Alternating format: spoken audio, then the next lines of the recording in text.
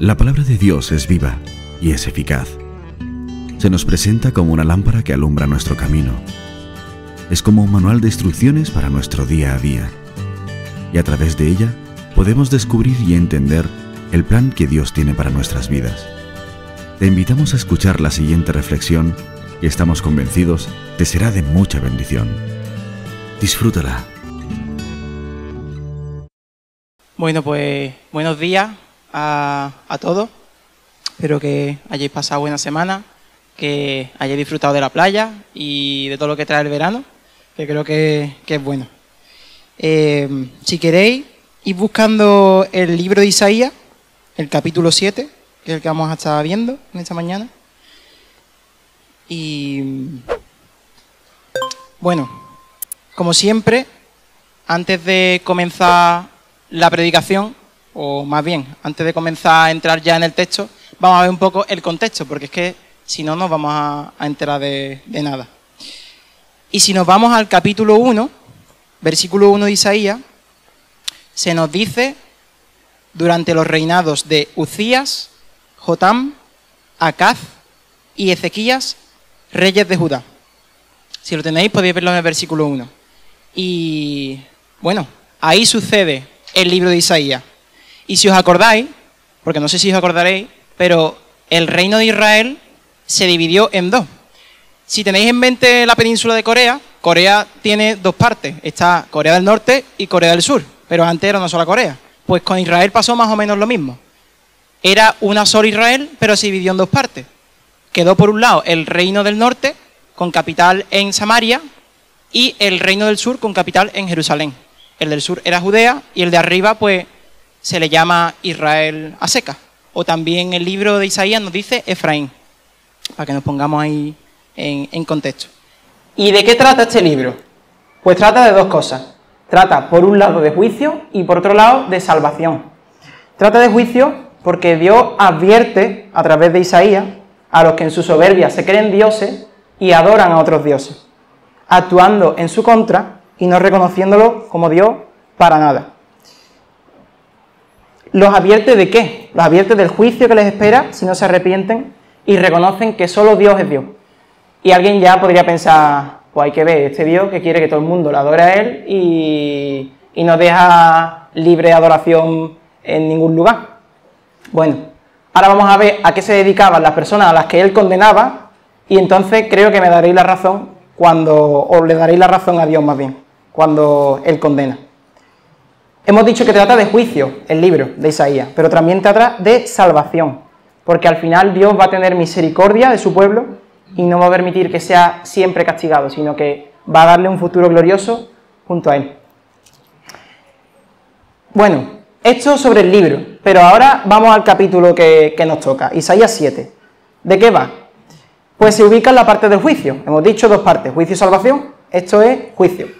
Y concretamente se encuentra un capítulo después de la narración en la que Dios llama a Isaías, que era un hombre, por profeta, es decir, por una persona que proclame su palabra y que envíe el mensaje.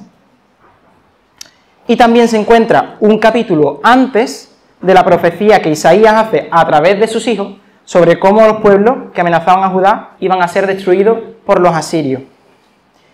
Sin embargo, aunque este capítulo se ubique en la parte del juicio, también nos habla de salvación, porque el énfasis es la salvación del Señor. Al igual que el resto del libro, habla de juicio y de salvación. Creo que ha quedado claro los temas de Isaías, ¿verdad? Pues tenéis el versículo 1, ¿verdad? Lo tenéis ahí. Nos ubica en los días de Acaz, rey de Judá. Ya hemos explicado que era Judá antes. Isaías 7.1 dice que su reinado fue en el tiempo en que Isaías escribió esta profecía. Pero ¿quién fue Acaz? ¿Quién fue este hombre? Porque desde luego seguro que ni nos suena a la mitad y el nombre muy común no es. Pues lo vemos en el libro de Segunda de Reyes, capítulo 16 y Segunda de Crónicas 28. Por si no conoces la Biblia o no eres una persona que venga a la iglesia, estos son libros también de la Biblia y también del más o menos el tiempo en el que Isaías recibió la profecía por parte de Dios. Acaz se nos dice que fue rey de Judá, mientras Peca, es un nombre que le pusieron a él, era rey de Israel. Esto lo dice Segunda de Reyes, capítulo 16, versículo 1. Además, Acaz fue un rey que hizo lo malo delante de Dios. Se entregó por completo a la idolatría. Y si queréis acompañarme, si no, no hace falta, porque así no estáis dándole para atrás y para adelante. En el capítulo 16 de Segunda de Reyes, versículo 2, se nos dice: cuando comenzó a reinar Acaz era de 20 años, y reinó en Jerusalén 16 años. Y no hizo lo recto ante los ojos de Jehová su Dios como David su padre. Antes anduvo en el camino de los reyes de Israel, y aún hizo pasar por fuego a su hijo, según las prácticas abominables de las naciones que Jehová echó delante de los hijos de Israel. Asimismo, sacrificó y quemó incienso en los lugares altos y sobre los collados y debajo de todo árbol frondoso. ¿Y qué es esto de hacer pasar por fuego?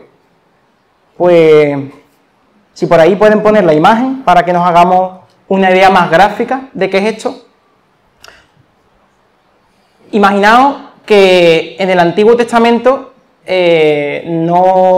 seguramente idolatraban cosas que nosotros también idolatramos ahora, pero normalmente nosotros ahora no vemos a personas en la calle adorando a este tipo de estatuas, gracias a Dios, porque si no sería un poco... no, a mí me daría miedo por lo menos. Si os dais cuenta, esta es una estatua y es la estatua del dios Moloch. Tiene la cabeza de toro y el cuerpo de persona. Y ahí vemos a un hombre, que bien podría ser rey Acaz, con un niño en las manos. Esta estatua tenía las manos así, hacia adelante, y ahí se ponían a los niños. Imaginaos, si el sol le daba a esa estatua durante un montón de tiempo, ¿cómo tendría que estar? Si tú pones las manos en el volante del coche y te las quemas, eso que es hierro, tiene que estar ardiendo a tope. Así que ahí ponía al niño. La piel se le quedaría pegada, y el niño empezaría a llorar de una manera, yo no me lo quiero imaginar. ¿Qué hacían? Tocar tambores. Eso fue lo que más o menos estuve viendo. Tocaban tambores para ahogar el llanto del niño. El niño sigue llorando, por supuesto, pero ellos como que hacían oídos sordos a través de esos tambores.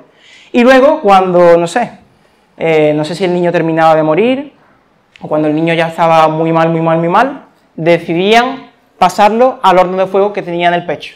Si es que no tenía varios, porque ahí sale uno, pero he buscado imágenes y también hay algunos que salen varios. Así que estas cosas eran las que hacía Acaz. Bueno, y las que hizo, se nos dice la Biblia. Y además no solo Acaz, sino todo el pueblo. Entonces, la persona que antes pensó, hay que ver que Dios este que tenemos, ya entiendes un poco, ¿no?, el por qué Dios hizo lo que hizo y mandó el juicio que mandó a Acaz. Y en concreto, el juicio que mandó fue que Israel, es decir, la parte del norte, y Siria lo atacaran. El rey de Siria lo derrotó en combate y se llevó un montón de gente prisionera. Y el rey de Israel y uno de sus súbditos, por si la destrucción de Siria fuera poca, masacró en un día 120.000 hombres valientes, dice la Biblia. O sea, 120.000 de lo mejorcito que tenía el reino. Y además mató al hijo del rey, a su mayordomo y al segundo después del rey. Imaginaos que ahora viene un reino, no sé, Francia, y viene y se carga al presidente de gobierno. Pues algo así. O sea, entraríamos en pánico todos, porque ¿ahora qué va a pasar? Esto lo dice Segunda de Crónicas, capítulo 28, por si queréis echarle un vistazo luego. Así que esa era la situación de acá, en el capítulo 7. Un rey con un corazón totalmente idólatra que estaba sufriendo el juicio por su pecado. Y es por eso que, como vamos a leer, el mensaje que Dios le da a través de Isaías es una muestra de su misericordia y una muestra de su bondad para con su pueblo. La estructura del capítulo y de la predicación que estamos haciendo es la siguiente y se basa en los dos mensajes que Dios le dio a Acaz. El primer mensaje es el primer punto y es la exigencia de la fe. Si estás apuntando, ese es el título. Versículos 1 al 9. Y el segundo mensaje es el nacimiento de Manuel. Versículos 10 al 25. Primer punto, la exigencia de la fe. Segundo punto, el nacimiento de Manuel. Y ahora sí, con esta información en mente y con las cosas que hayáis podido estar sintiendo, pues vamos a ir al pasaje.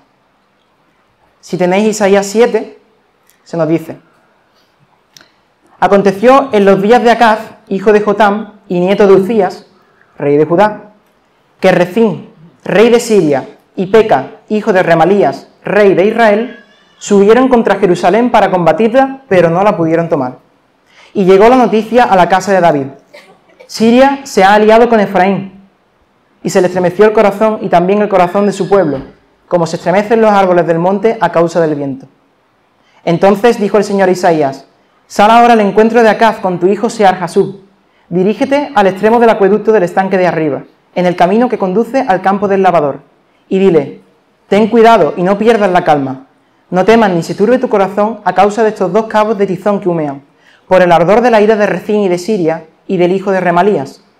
El sirio se ha puesto de acuerdo con Efraín, o sea, con Israel, y con el hijo de Remalías para hacerte daño. Ha dicho: vayamos contra Judá y aterroricémosla, repartámosla entre nosotros y pongamos en medio de ella por rey al hijo de Tabel. Por tanto, el Señor dice: no sucederá eso, no será así, porque la cabeza de Siria es Damasco, y la cabeza de Damasco, Rezín, y dentro de 75 años Efraín será destruido y dejará de ser pueblo.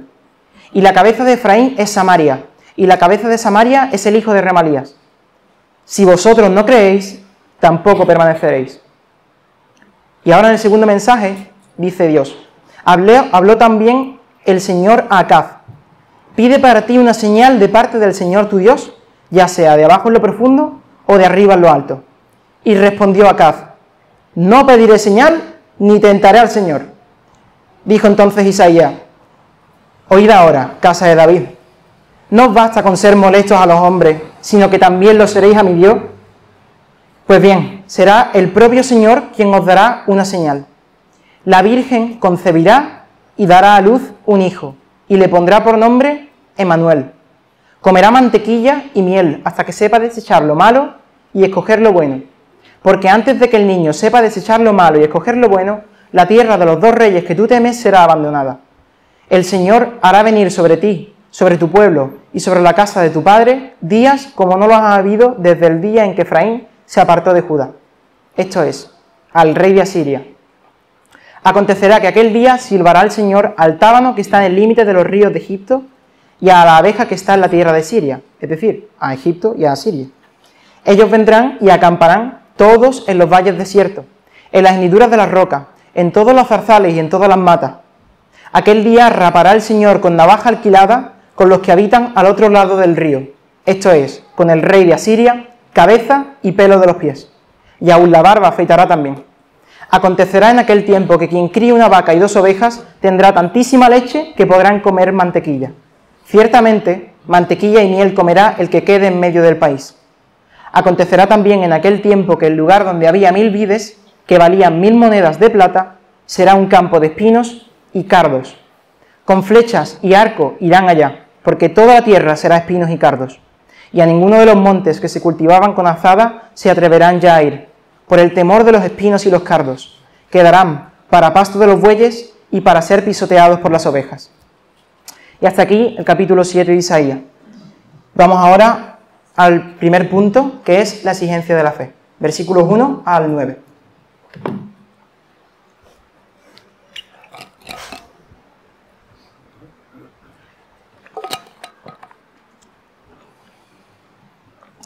Bueno, como hemos dicho, en el tiempo en que Acaz era rey de Judá, llegó un mensaje a palacio. Y el mensaje no era bueno, desde luego. El mensaje es uno de esos que recibe y empieza a sudar, empieza a temblar, te pones pálido. Y yo me imagino al siervo de Acaz así, entrando al salón del trono, inclinándose ante el rey y diciéndole: Su Majestad, tenemos noticias, pero no son buenas. Y el rey, claro, el rey no entiende nada porque no sabe nada y dice: a ver, ¿qué pasa? Dime.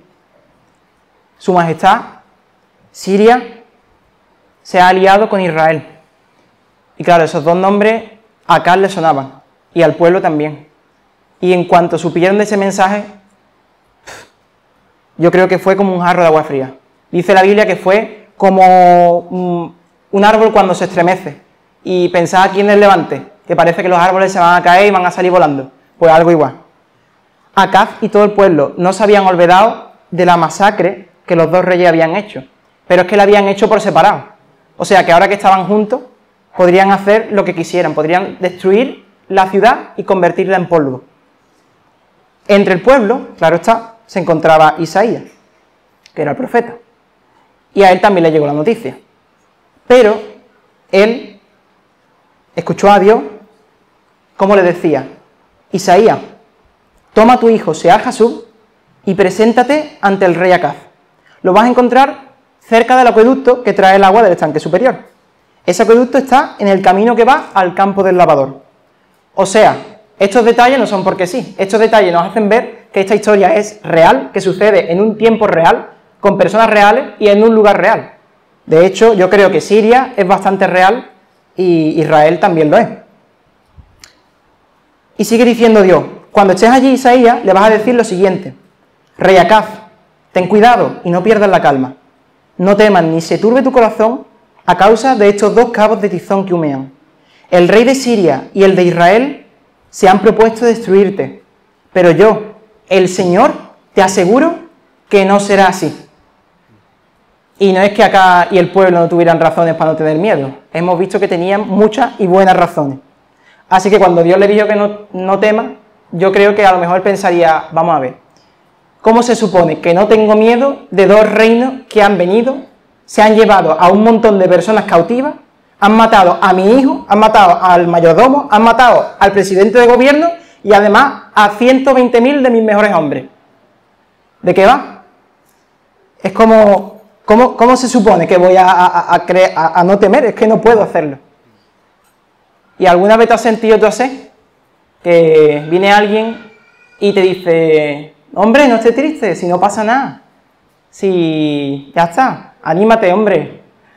Y dices tú: ¿y ahora qué? En plan, me da una palmadita en la espalda y te vas, porque eso no va a hacer que me sienta mejor. Pero claro, nuestro Dios no es así. Nuestro Dios no le da una palma a la espalda y se va.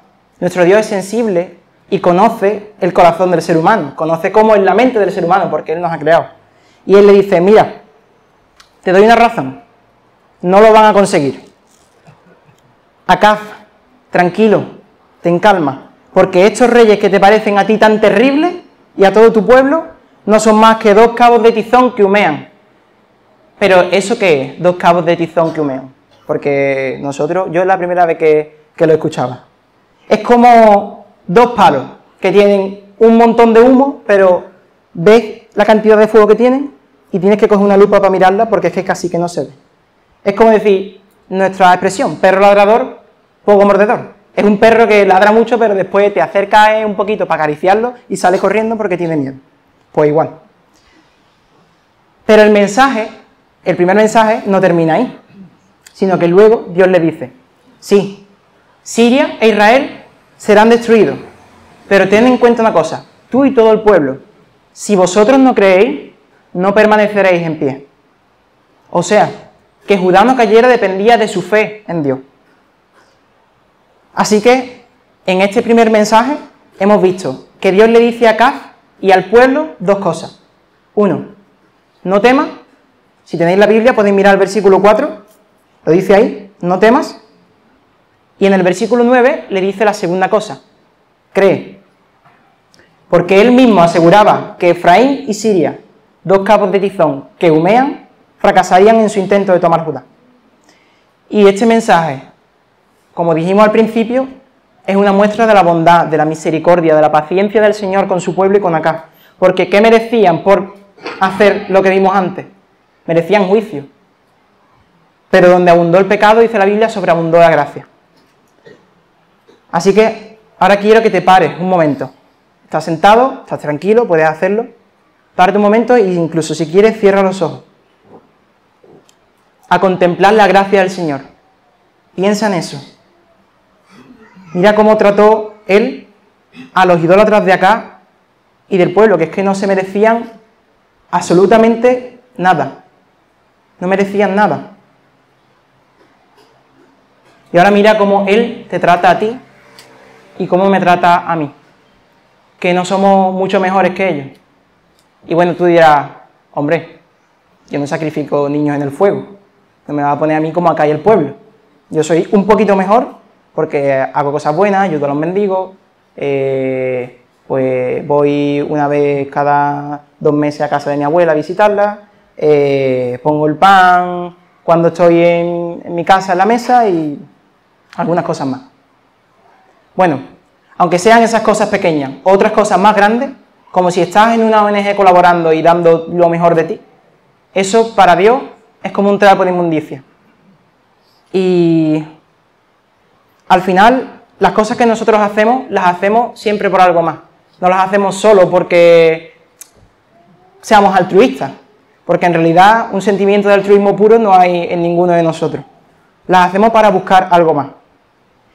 Y si no me crees, pues piensa un poco en las veces en las que a lo mejor haces una cosa y luego te dan un cumplido y dices, bien, ¿ves? Esto es lo que yo quería.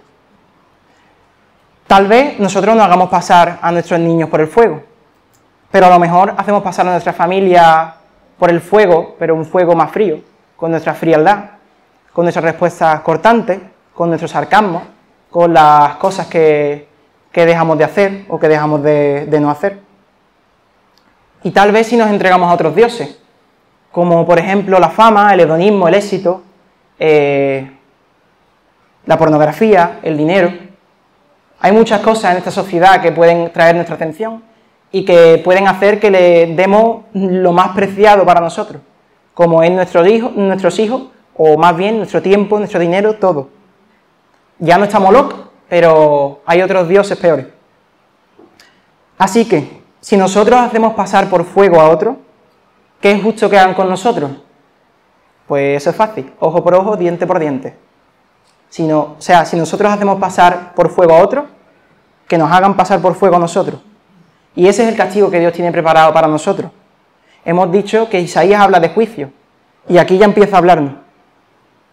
Pero también hemos visto que Dios es muy misericordioso, que es bondadoso, que es paciente con nosotros. Y la Biblia dice, Cristo, el que estaba ahí colgado, murió por nosotros en el momento preciso, cuando éramos incapaces de salvarnos, siendo enemigos de Dios.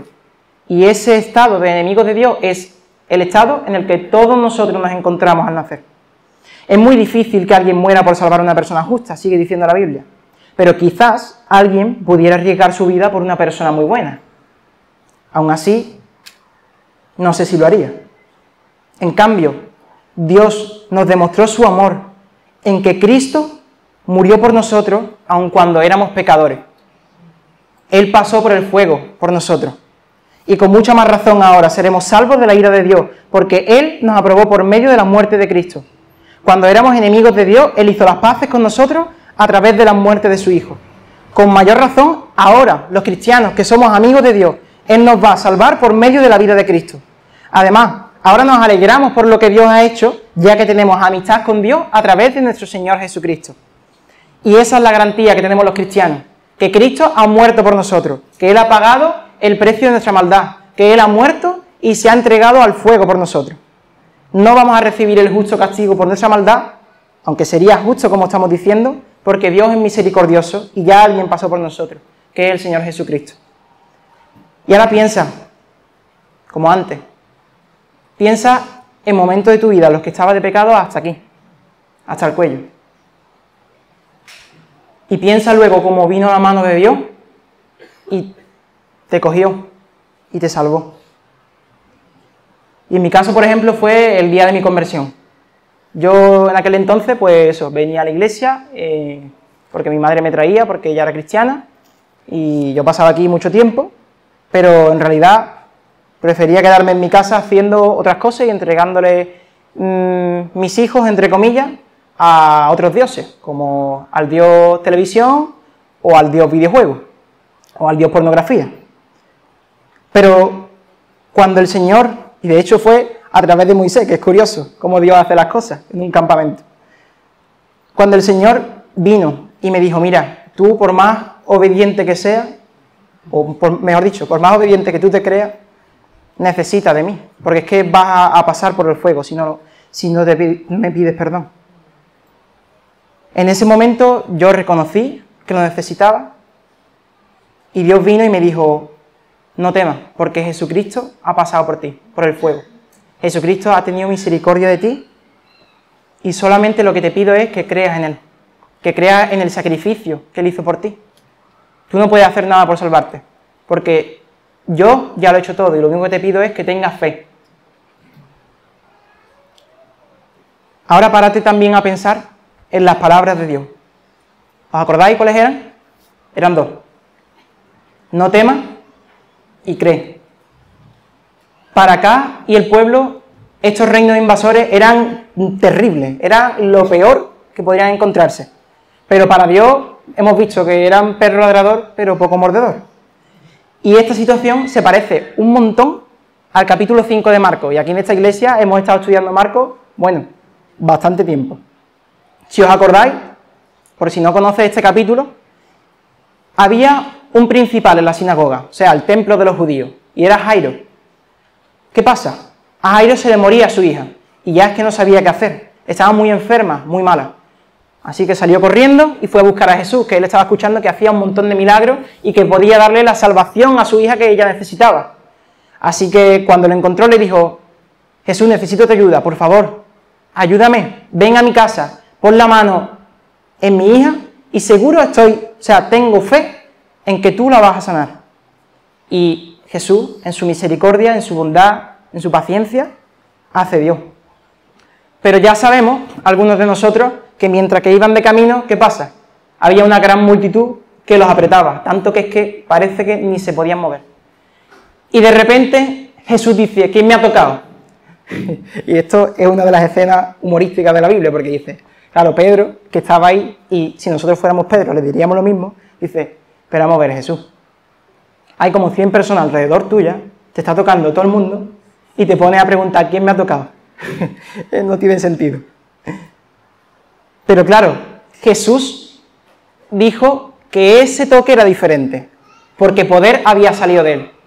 ¿Quién me ha tocado? Así que una mujer salió de en medio de la multitud y dijo, yo he sido. Y ahí Jesús pudo decirle lo que ella necesitaba. Tu fe te ha sanado, así que ven en paz y sé sana. Ella recibió, yo creo, la mejor noticia, porque llevaba así años, no me acuerdo cuánto dice la Biblia, pero más de 10 por lo menos. ¿Qué pasa? Ella recibió una noticia increíble, pero Jairo recibió la peor noticia que podría haber recibido. Una persona de su casa vino y le dijo, Jairo, ya, mira, no molestes más al maestro, tu hija ha muerto. Así que Jairo yo creo que, igual que acá, sería como un jarro de agua fría. Pero Jesús lo miró a los ojos y le dijo, Jairo, no temas, cree solamente. Porque hemos visto que Dios es sensible y conoce el corazón del hombre. O sea, si os dais cuenta, les dijo justo las mismas palabras que Dios le dijo a Caf. No temas, cree. Y después vemos que cuando Jesús llega a la casa, ahí en medio de todo el alboroto que estaban formando la gente llorando por la niña, dice, tranquilo, no pasa nada, la niña está durmiendo. Y es para decirlo otra vez, pero si nosotros hemos subido arriba y hemos visto que la niña está muerta. Y además dice, no lloréis. ¿Cómo vamos a no llorar si es que nuestra hija, o la hija de este vecino que tanto queremos, se ha muerto? Es que es inhumano no hacerlo. Y muchas veces no entendemos la visión de Dios, muchas veces no entendemos las cosas que Dios nos dice, y muchas veces parece que Dios es insensible con el ser humano, parece que Dios ha creado al ser humano y lo ha dejado ahí a su suerte. Pero es que Jesús mismo es Dios, y Jesús veía las cosas desde un punto de vista divino, un punto de vista diferente, un punto de vista real. Y no solo para él, sino que al final, para todo el mundo, lo que estaba pasando era que la niña no estaba muerta, sino que estaba dormida. Por eso Jesús le dijo al Padre, no temas, cree solamente. Él sabía que al que cree, todo le es posible, porque nada es imposible para Dios. Y en el caso del capítulo de Isaías que estamos tratando, es lo mismo. Dios veía las cosas desde su perspectiva, y por eso pudo decirle a aquellos que tanto temían, tranquilo, estos son dos palos que echan mucho humo pero tienen poco fuego. Él veía a los reyes de Siria y de Israel como perros que en realidad ladran mucho pero después no son capaces de hacer nada. Y ahora vamos a lo práctico. ¿Esto a mí de qué me vale? Pues que una visión sesgada, es decir, una visión incompleta, mal informada de la realidad, es la que nos lleva al temor. Eso es lo que hay que aprender de esto. Una visión que no está bien, una visión, bueno, nuestra visión de la realidad nos lleva al temor. De hecho, ahora mismo se lleva mucho eso. Tú tienes tu discurso, yo el mío, tú tienes tu narración, yo la mía, tú tu realidad, yo la mía. La realidad es subjetiva, la verdad es subjetiva. Pero si descansamos en eso, lo que vamos a entrar es en ansiedad, como está todo el mundo ahora. Ver solamente la amenaza delante de nosotros es una visión reduccionista de la realidad, una visión muy simple. Y si ampliamos nuestro campo de visión, vamos a ver que hay una realidad que es mayor y una realidad real. Y esto fue lo que le pasó a Giezi. Giezi era el criado de otro profeta, no de Isaías, el criado de Eliseo. ¿Qué pasa? Giezi y Eliseo tenían alrededor un ejército enorme, más que el de Siria y el de Israel juntos. Y Giezi tenía un montón de miedo, como para no tenerlo. Pero Eliseo oró por él y le dijo, Dios, ábrele los ojos. Y él de repente hizo así, no sé, de repente vio un ejército increíble alrededor suya que lo protegía. Un ejército de ángeles montados a caballo, con espadas y con carros. Así que haz tú lo mismo y pídele a Dios que te dé su perspectiva de las cosas, para que no tengas miedo y para que puedas confiar en Él. Para no temer y para creer, que es lo que Dios nos manda. Me gusta mucho Lewis, o no sé cómo se dice, porque yo estoy con el inglés, voy un poquito mejor, pero tengo que seguir practicando. Él decía que el infierno, y con él el temor, es un estado de la mente. Y con eso no se refiere a que el infierno no exista, ni que no sea un lugar real. Lo que dice es que limita la realidad a nuestra mente, que no es capaz de ver la totalidad de las cosas. Es decir, no es capaz de ver la realidad tal y como es. Y no solo eso, sino que lo que hace además es construir mentiras en nosotros. Cada vez más, cada vez más, cada vez más. Si nuestra mente está toda agobiada por el infierno, lo único que va a pensar es mentira, esto, lo otro, pero no va a ver la realidad. Pero no se queda ahí Lewis. Después dice que el cielo es la realidad misma. El cielo es todo lo real. La visión de Dios, si lo piensas, es totalmente celestial, porque Dios nunca ha dejado de estar ahí. Y es totalmente real. Y tiene lógica, para los que seáis así como más de cabeza como yo. Si la tierra tiene un principio y el cielo ha existido desde siempre, desde luego las cosas que hay en el cielo tienen que ser mucho más reales. Y de hecho lo que habían aquí, el tabernáculo y otras muchas cosas, eran símbolos que apuntaban al cielo. Así que escucha esto, cuanto más cerca esté nuestra visión al infierno, más vamos a temer. Como sucedía con Giezi, su corazón estaba lleno del infierno. Y si te vas a 2 de Reyes 4 o 5, en los versículos 27 y 20, respectivamente, ahí puedes verlo. Su corazón estaba fatal. Pero cuanto más celestial y, por tanto, cuanto más real sea nuestra visión, más seguridad experimentaremos, como sucedía con David. Seguro que algunos, aunque no seáis creyentes, conocéis la historia de David y Goliat. Un hombre que mató a un gigante fue con una honda. Le clavó una piedra en la frente, se cayó, desplomado, muerto, al instante. Pero ¿qué pasa? Que es que él fue el único que se atrevió a plantarle cara al gigante. Nadie más, aparte de él, fue capaz. Los demás veían un gigante y tenían un miedo espantoso. Pero David lo único que veía era a Goliat, un filisteo incircunciso que provocaba al Dios vivo. Y David sabía que horrenda cosa es caer en manos del Dios vivo. Así que es por eso que debemos rogar al Señor que renueve nuestra mente, que nos dé su perspectiva de las cosas, para verlas tal y como son, y que así no temamos y hagamos siempre su voluntad. Y es más, aunque nuestros ojos sean abiertos a la realidad presente, o mejor dicho, aunque no sean abiertos a la realidad presente, seguro que tenemos un montón de cosas en el pasado que nos hacen ver que Dios está ahí. Aunque no seas creyente, seguro que Dios te ha cuidado. Y seguro que Dios ha hecho cosas por ti y puede que tú no las veas, pero ahí están. Y si no, tenemos una gran garantía pasada, que es la cruz. Y ahí se nos muestra que Dios no es solo omnisciente, que Dios no es solo omnipotente, que Dios no es solo Dios, sino que Dios es bueno. Necesitamos pedirle perdón. Necesitamos creer en Él. Necesitamos creer que Él es soberano, pero que Él también es bueno. Y una buena oración es, por ejemplo, la que hizo el padre de un chico que estaba endemoniado. El padre le trajo el endemoniado a Jesús y Jesús dijo, ¿desde cuándo le pasa esto? Y ahí veis otra vez la sensibilidad del Señor, que no empieza a reprender en el nombre del Cristo, sino que primero trata con el hombre. ¿Desde cuándo le pasa esto? Y el padre otra vez le dice, mira, esto le pasa desde hace tanto tiempo.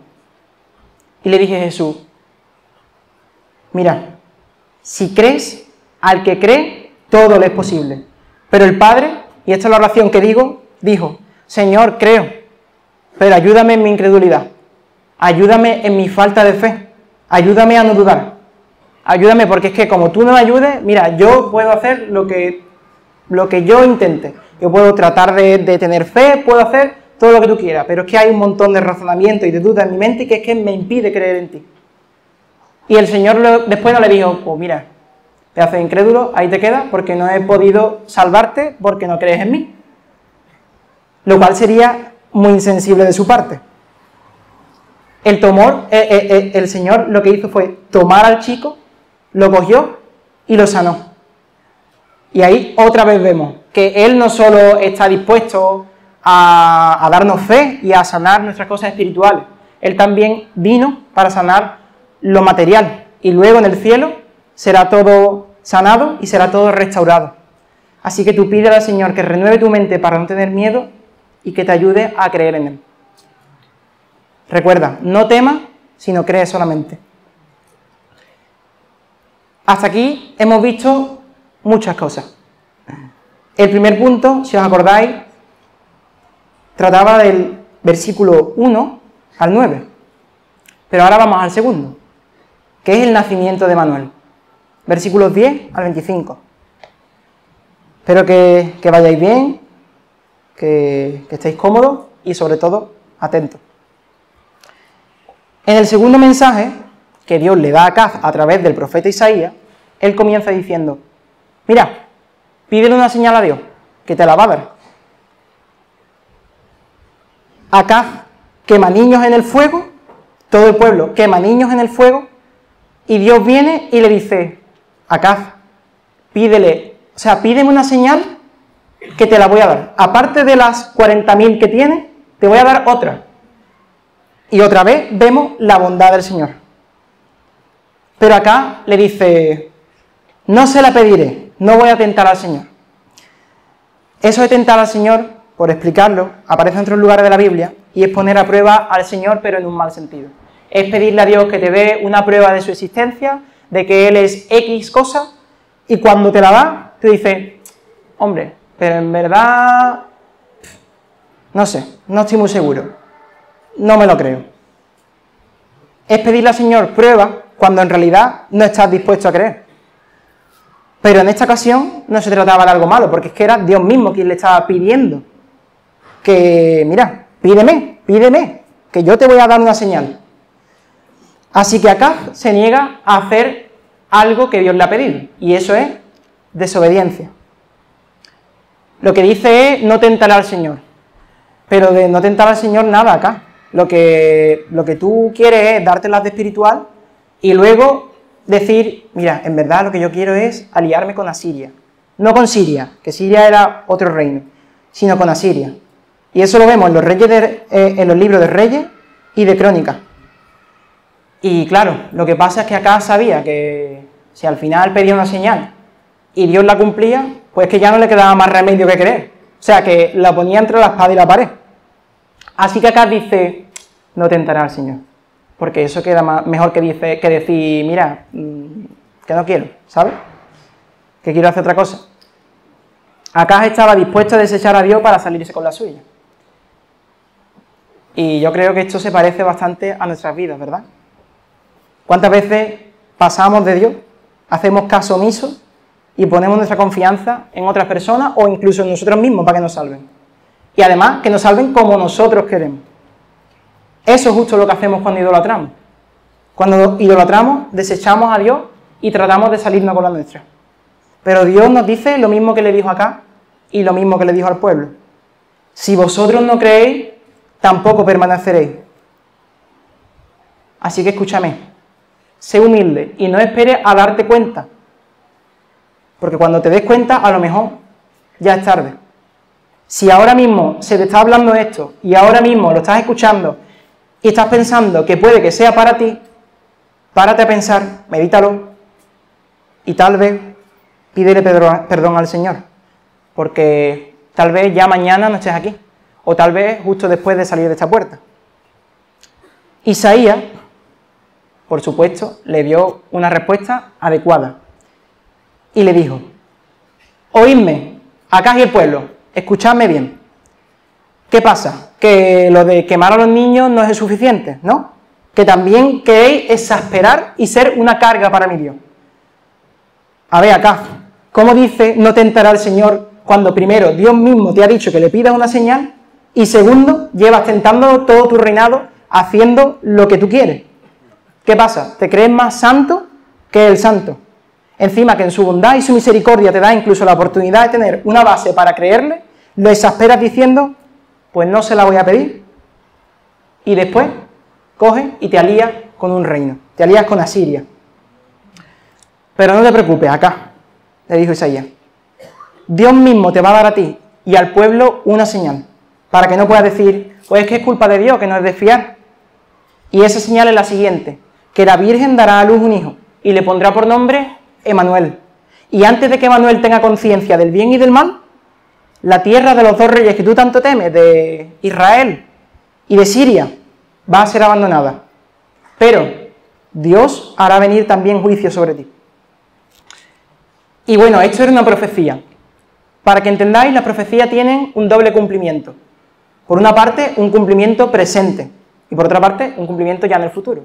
En el presente, he estado leyendo, y parece ser que una virgen, o sea, era una mujer virgen en el momento en que se hizo la profecía, luego tuvo un niño. Claro, ya dejó de ser virgen. Entonces, le puso por nombre Emanuel. Vale, ese era el cumplimiento presente. Pero es que tenemos un cumplimiento futuro y en el que se completa esta profecía. Hubo una virgen llamada María. Ella tuvo a Jesús de Nazaret y su sobrenombre era Emanuel, Dios con nosotros. Así que hasta aquí, en este segundo mensaje, hemos visto de nuevo la bondad del Señor para con su pueblo. Cómo Acaz se negó a pedirle una señal, porque quería hacer otras cosas a su manera, y cómo Dios mismo les dio una señal para que creyeran en Él y prometió juicio por no hacerlo. Y ahora, eso, a lo práctico. Piensa cómo aplicar esto a tu vida. Te voy a hacer unas preguntas y quiero que lo pienses, ¿vale? Yo, la verdad, siendo sincero, el otro día pensando en esto me veía totalmente identificado. Con la parte mala, claro, con la parte buena no. ¿Haces caso a Dios o pasas de Él? ¿Obedeces lo que te pide o te dejas llevar por tus propios deseos? ¿Dejas tu salvación en sus manos o pretendes salvarte a tu manera?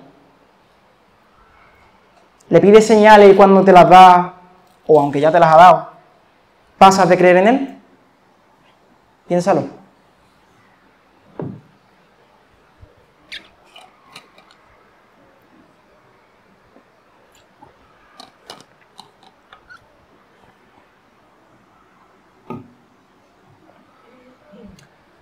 Si te acuerdas, antes estuvimos hablando del temor. Y desde luego, actuar llevado por el temor es incredulidad. Bastante incredulidad. Porque es no creer que Dios es omnisciente, que Dios es soberano, y sobre todo, que Dios es bueno, en gran manera. También es orgullo, porque dice, mira, lo que hay que ver es todo lo que yo veo, y ya está. Mi visión no está secada, mi visión está completa. yo no me equivoco. Y si no, seguiré leyendo libros y así me seguiré haciendo un erudito. Es ignorancia el temor, porque al final no tenemos en cuenta que hay una realidad divina que nosotros no estamos percibiendo. Pero también es idolatría, porque como mostraba acá en su respuesta, a Siria le parecía más temible que Dios mismo. Si no, pues no le había pedido ayuda a Siria. La idolatría es temer a alguien más que a Dios, sea a ti mismo o a otros dioses con minúsculas. Y ese temor no es necesariamente, nosotros lo sabemos, un temor de miedo, sino que se refiere a respeto, confianza, obediencia y adoración. Ahora, no vamos a entrar directamente en él, pero el capítulo 8, o sea, el siguiente capítulo de Isaías, nos dice a quién debemos temer. Y seguro que muchos ya sabéis la respuesta. A Dios. Él tiene que ser la persona en quien debemos confiar, a quien debemos obedecer y a quien debemos adorar. Él tiene que ser nuestro temor. Y por dos motivos, que de hecho coinciden con los dos motivos del libro de Isaías. ¿Os acordáis? Por el juicio y por la salvación. Debemos temerle por el juicio. ¿Y por qué? Porque Dios es un Dios confiable y cumple lo que promete. Nosotros muchas veces con los niños hacemos lo siguiente. El niño se porta mal y le decimos, como no te portes bien, te vas a quedar sin chuchería. Y después el niño protesta un poco y dice, bueno, hombre, que en verdad me da pena, se las voy a dar. Al final no estamos castigando al niño y dándole lo que le merece, no por nada, sino para que a él le vaya bien y aprenda que cuando sea mayor eso no le va a funcionar. Dios se lo dijo claro a Acaz y se lo dijo claro a su pueblo. Y también nos lo dice a nosotros. Cree o no vas a permanecer. ¿Qué pasa? Como no creyó, hizo lo que tenía que hacer. Mandó juicio sobre él. Y lo hemos leído antes, los versículos 17 al 25. Tal vez hay cosas que no hayas entendido, porque hay palabras y expresiones que nosotros no usamos. Pero en resumen, muy resumido, lo que hizo fue que el rey de Asiria, en quien él había puesto su confianza, acabara traicionándole. Él se apoyó en el rey de Asiria como si fuera un bastón y el bastón se le partió y se le clavó en la mano. ¿Qué pasa? Que Asiria solo pudo destruir el cuerpo y lo material. Y eso es lo que hacen los ídolos con nosotros, nos destruyen. O sea, si tú te entregas a la comida, destruyen tu cuerpo. Si tú te entregas a los videojuegos, puede que destruyan tu mente porque al final solo estás pensando en eso. Si te entregas al dinero, puede que solo estés pensando en el dinero. Pero es que Asiria, a pesar de que pudo destruir el cuerpo, no pudo destruir otra cosa, que era el alma. Sin embargo, la palabra nos dice que Dios puede destruir el cuerpo y el alma en el infierno. Y eso lo va a hacer con las personas que, por mucho que quieran vivir a su manera, no vean la realidad de que hay un infierno. Y hay un infierno que les espera a ellos. Hay un infierno que si tú no estás poniendo tu confianza en el Señor, te espera a ti. Y hay un infierno que a nosotros los cristianos nos esperaba. Si sigues adorando a otros dioses y si sigues quemando niños en el fuego, aunque sea metafóricamente, te espera el juicio de Dios. Y Dios no es como nosotros que promete una cosa y después no la hace, sino que Él pasará por el fuego del infierno a aquellas personas pues que no se arrepientan. Si no eres cristiano, tendrías que tener miedo por eso. Y en psicología, el miedo se sabe que no es algo malo. El miedo es algo bueno, porque si tú ves a un león que viene para ti y te quiere comer, vas a salir corriendo. Y ese miedo te ayuda a salir corriendo. Este miedo lo que hace es que salgas corriendo a Cristo, que le pidas perdón por tus pecados y que puedas decirle, Señor, te necesito, me arrepiento de mis pecados, reconozco que soy pecador. Pero si no lo haces, te espera lo que hemos dicho. ¿Qué pasa?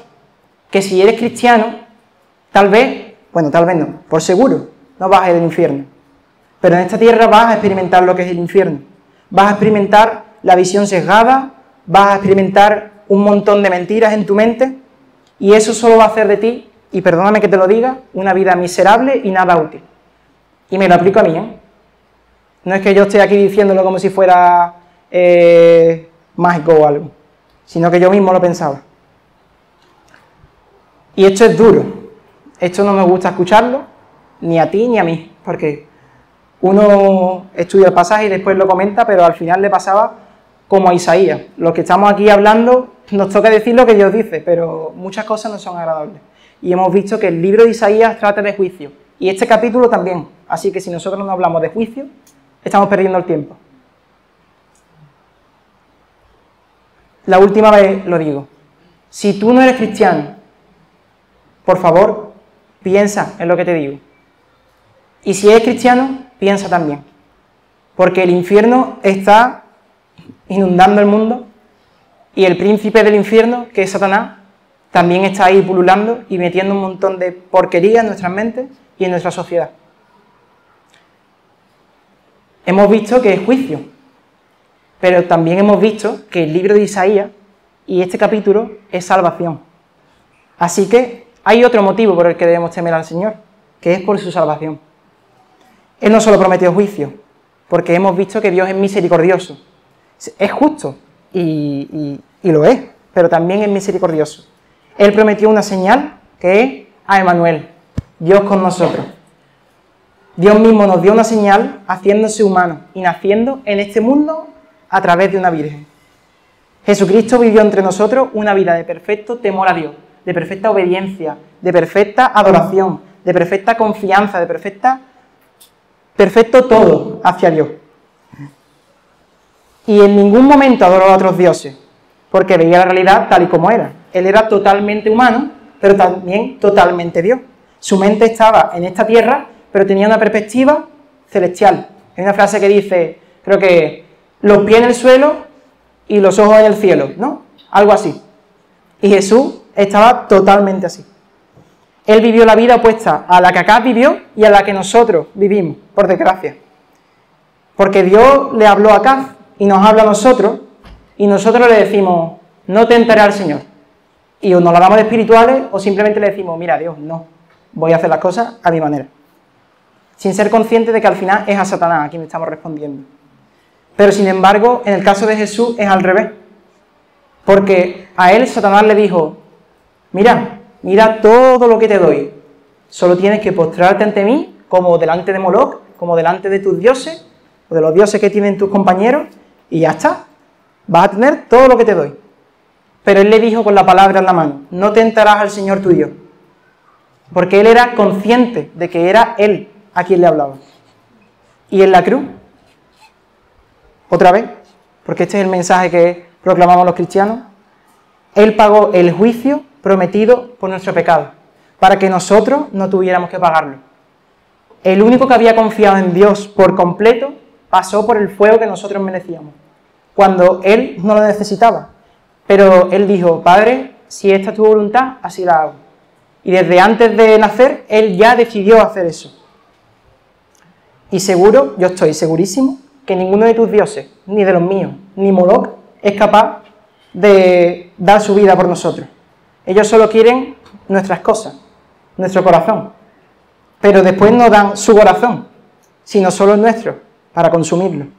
Sin embargo, el Señor dio lo más preciado que tenía, a su Hijo, y lo hizo pasar por el fuego por nosotros. ¿Qué pasa? Que su bondad no se quedó ahí, sino que nos dio, mirad, ya he hecho por vosotros, he sanado a la hija de Jairo, he sanado al chico del endemoniado, he sanado a la mujer que tenía la menstruación, he sanado a un montón de gente, pero ¿sabes qué? Otra cosa más, resucito. Y esto es lo que le da base a nuestra fe, esto es lo que le da base a nuestro pensamiento, y esto es lo que nos da el gozo, como hemos cantado antes, el gozo que nosotros necesitamos cada día. Y si no crees en la resurrección, ahora no me voy a poner a debatir, obviamente, pero hay muy buenos libros y muy buen material. Y de hecho hay uno que se llama Jesús y los testigos oculares, que si alguno queréis comprarlo, está en inglés, y queréis leerlo y después prestármelo, pues genial. O se lo dais a que lo ponga en la librería de la iglesia, y ya está, y ya lo leemos todos. Mira, acá recibió una noticia. Pero la noticia que Dios nos da a nosotros es, vamos, muchísimo mejor. Nosotros vamos al infierno si no creemos, no vamos a permanecer en pie. Pero Jesucristo, que es Dios con nosotros, murió y resucitó por nosotros para salvarnos. ¿Crees esto? Piénsalo. A los discípulos de Jesús esto les parecía imposible. Pero Jesús les dijo, es cierto, para los hombres, para ti y para mí, esto es imposible. Pero para Dios, todo es posible. Así que si lo crees, tú que estás ahí sentado, si eres cristiano y llevas tiempo que el Evangelio no hace nada en ti, o no lo eres, y eres la primera vez que escuchas esto, tú puedes decir, entonces, ¿qué vamos a decir a esto? Si Emmanuel está con nosotros, si Él es Dios con nosotros, ¿quién contra nosotros? El que no escatimó a su propio Hijo, sino que lo entregó por todos nosotros, ¿cómo no nos va a dar también con Él todas las cosas? ¿Quién acusará a los escogidos de Dios? Dios es el que justifica. ¿Quién es el que condenará? Cristo es el que murió, más aún, el que también resucitó, el que además está a la derecha de Dios, el que también intercede por nosotros. Él nos guarda, Él está con nosotros. ¿Quién nos separará del amor de Cristo? Tribulación, angustia, persecución, hambre, desnudez, peligro, espada, que no llego a final de mes, que mis amigos se burlan de mí, que nadie me hace caso, que estoy solo. ¿Quién? Como está escrito, por causa de ti siempre nos llevan a la muerte. Somos tratados como ovejas de matadero. Y es una realidad. Sin embargo, y rodea los peros, como dice Moisés, en todas estas cosas somos más que vencedores por medio de aquel que nos amó. Todos nosotros los cristianos somos más que vencedores por medio de aquel que nos amó, por medio de Cristo. Y aunque venga una mentira a tu mente que parezca muy fuerte y esa sea toda tu realidad, pídele al Señor que te abra la mente y vas a ver que hay una realidad mayor, que Él está con nosotros, siempre. Y dice, por lo cual estoy seguro, sabemos, es que lo sé, no lo creo, lo sé, de que ni la muerte, ni la vida, ni ángeles, ni principados, ni potestades, ni lo presente, ni lo futuro, ni lo alto, ni lo profundo, ni ninguna otra cosa creada nos podrá separar del amor de Dios manifestado en Cristo Jesús, nuestro Señor. Y esto es en verdad lo que necesitamos todos los días. No necesitamos otra cosa. No necesitamos...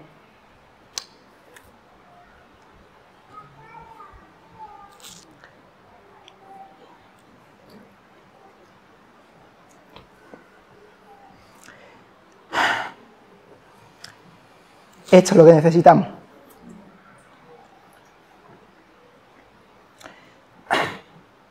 Ya los cristianos no tenemos miedo, sino que tememos a Dios.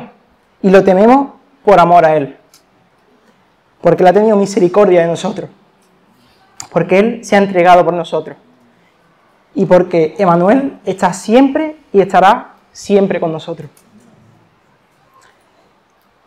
Y lo mejor de todo es que nos espera una eternidad en el cielo, donde vamos a poder disfrutar, pues, yo qué sé, yo aquí en la tierra disfruto de muchas cosas. Disfruto de la comida, disfruto de la playa como ayer, disfruto de mi familia, disfruto de un montón de cosas, pero en el cielo va a ser eterno. En el cielo va... perdonadme, pero es que esto es lo mejor que podemos pensar y que podemos tener.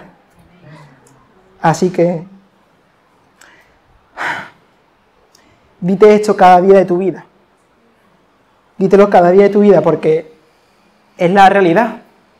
Cada vez que escuchas otra cosa, cada vez que piensas que hay otra cosa, que es más realidad que esto, predícate esto y predícaselo a tu alma. Es lo que necesitas tú. Y no es una mentira, no es un cuento chino, es la realidad. Así que si tú no eres cristiano y reconoces tu maldad, si reconoces tu idolatría, si reconoces tu orgullo y tu ignorancia, Él desea librarte de todo eso. Pero no lo va a hacer sin tu permiso, no lo va a hacer sin que tú no le digas, Señor, ven a mí. Porque el amor no se puede forzar, eso lo sabemos. Él necesita que dé un paso de fe. Y seguro que muchas veces tus amigos, tus familiares, están hartos ya de decirte, mira, que lo que yo te digo es verdad, mira, ¿tú te crees que lo que a mí me ha pasado, que antes era uno y ahora soy otro, es mentira? ¿Tú te crees que esto me lo he inventado? Si fuera un cuento o si no produciría nada en mí, pero es que me ha cambiado por completo. Así que, por favor, cuando tus amigos o tu familia o cualquier persona te dicen esto, piénsalo al menos y no te lo tomes a burla. Pero, aun si eres cristiano, muchas veces dices, ah, bueno, pero el evangelio ya me lo sé. Otra vez lo mismo, como cuando decían, no temas, no estés triste. Es como, y parece que es lo mismo, pero es que no lo es. Mira, si quieres hacer una oración, dile, Señor, perdóname. Yo quiero creer, pero no creo. Ayúdame y dame fe en ti. Y yo estoy, vamos, no te lo prometo yo, porque yo no te puedo prometer nada. Te lo promete Dios, que si lo hace, Él va a venir a ti. Y no se va a aparecer una nube mágica ni nada de eso. Pero vas a experimentar una felicidad y un gozo que no lo vas a encontrar en ningún ídolo en este mundo. Que no lo vas a encontrar dándole tus niños a Moloch, que no lo vas a encontrar haciendo nada. Así que te dejo con el título de la predicación, que es un resumen del mensaje y que seguro que durante esta semana lo puedes recordar. Que es no temas, sino cree solamente. El Señor desea renovar tu mente, desea librarte del temor, desea ayudarte a creer. Así que exponte a su palabra, escuchando predicaciones, leyendo la Biblia, hablando con otras personas sobre ella, leyendo buenos libros cristianos. Pídele en oración que te abra los ojos espirituales y que te ayude a ver las cosas tal y como son. Pídele que te ayude a ver las señales, como la que Dios quería darle a Acaz, y como por ejemplo la que Dios le dio a David antes de enfrentarse a Goliat. Él dijo, el Señor que me ha librado de las garras del león y de las garras del oso, Él también me librará de las manos de este filisteo. Memoriza de ese versículo, porque es que te va a salvar la vida. Y mi oración para ti que estás ahí es la misma palabra que le dijo Saúl a David, que le contestó. En esta semana en que vas a tener un montón de gigantes, en el que vas a tener un montón de cosas que seguramente te hagan querer sacrificar a tu niño en el fuego y te hagan querer correr hacia otros dioses con minúsculas, ve y que el Señor, que es Emmanuel, Dios con nosotros, también esté contigo.